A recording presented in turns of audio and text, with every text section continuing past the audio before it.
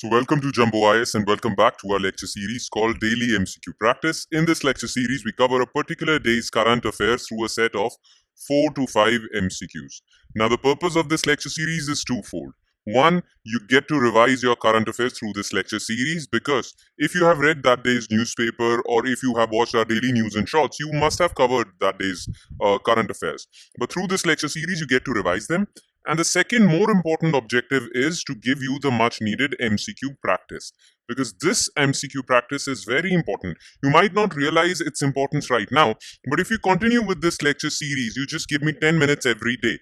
Well, by the time you're ready for your next year's prelims examination, you would have practiced more than 1200 MCQs from current affairs alone. Just current affairs. I'm not talking about polity, economy, geography, history. No, I'm just talking about current affairs.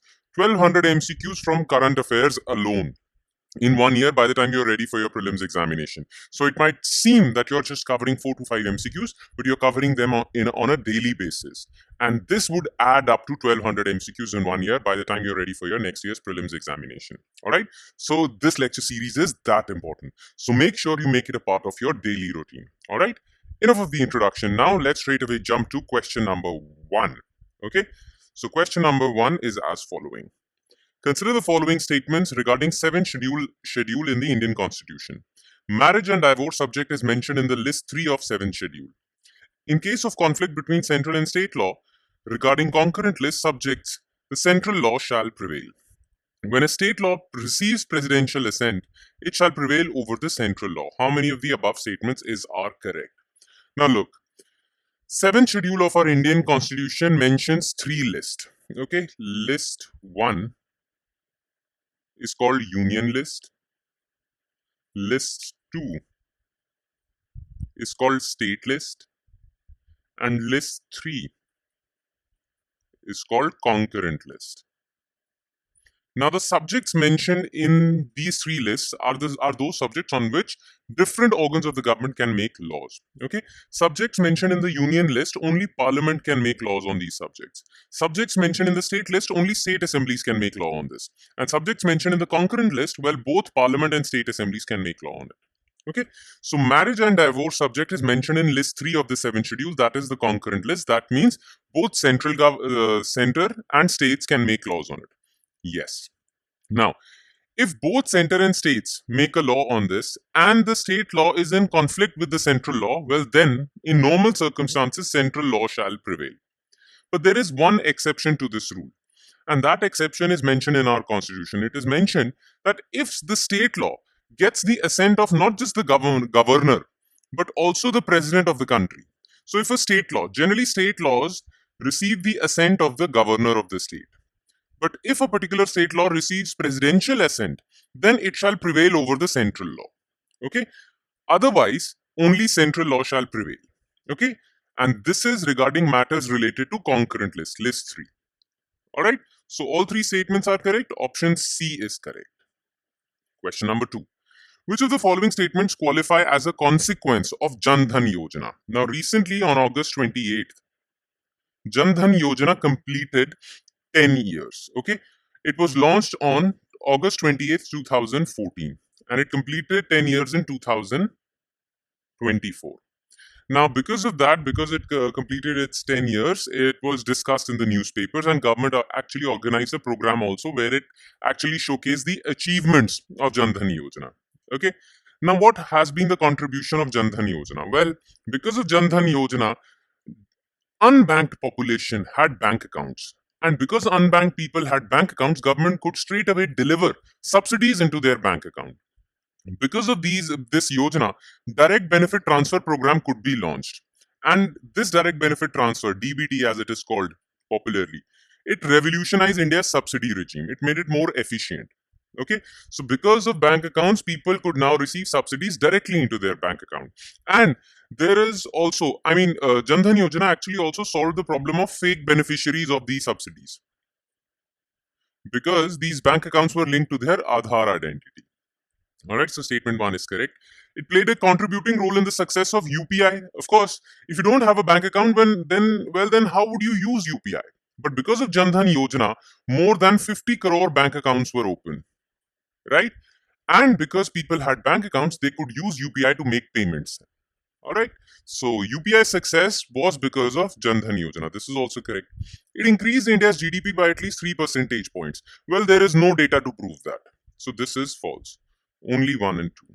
Option A. All right. Question number 3. Consider the following regarding National Industrial Corridor Development Program, NICDP. The project spans across 10 states and is strategically planned along 6 major corridors. Okay. It will create a necklace of industrial cities along the Golden Quadrilateral. Okay. NICDP will act as a catalyst for achieving 2 trillion in exports by 2030. All right. Now, what is this National Industrial Corridor Development Program? Under this program, it is around 28,000 crore program. Around this amount. Okay. And what it will do is, it will create industrial smart cities. So not just smart cities, it will create industrial smart cities where industries would be set up. India's manufacturing factories would be set up. All right. And these industrial smart cities would be developed across 10 states and they would be developed along the 6 major highways. Okay. So this is correct. Now, these cities would act as a necklace of industrial cities along the Golden Quadrilateral. Now, what is Golden Quadrilateral? Mega big highways connecting Delhi, Mumbai, Chennai, and Kolkata. Okay.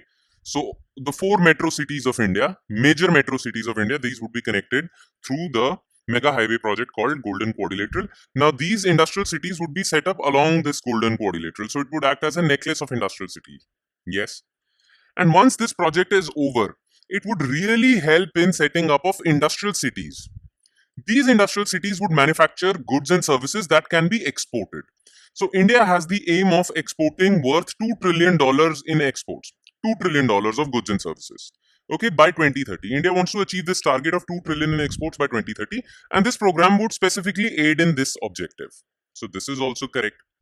Okay. I'm sorry, the options are not correctly given over here. 1 and 2 only, 2 and 3 only, 1 and 3 only, 1, 2 and 3. All statements are correct. Option would have been D. Sorry for the misprint. Okay. And we'll straight away jump to our last MCQ. Question number 4. Which of the following is our correct regarding Agricultural Infrastructure Fund Scheme? It was launched in 2020 to provide financial support for strengthening farm-related infrastructure. Okay. AIF, Agricultural Infrastructure Fund Scheme, will provide 3% interest subvention and credit guarantee support. Okay. Now, AIF scheme was launched to build agricultural infrastructure. Big agricultural infrastructure like warehouses, cold storages. Now, this infrastructure would be built so as to prevent post-harvest losses. Once the crop is harvested, especially food crops, they have to be stored and transported to places, right? So that storage and transport infrastructure should be top-notch. And for that, AIF scheme was launched.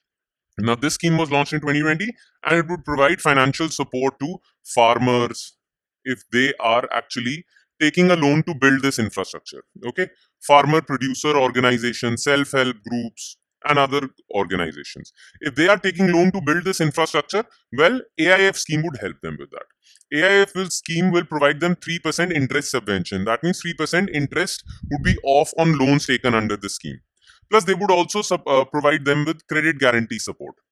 Because of this credit guarantee support, these organizations, farmers and FPOs and SHGs, would get commercial loans at lower interest rates.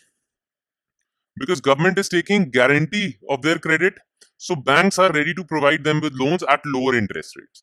Plus, they would get 3% interest subvention. All right. The aim is to prevent post-harvest losses by building infrastructure.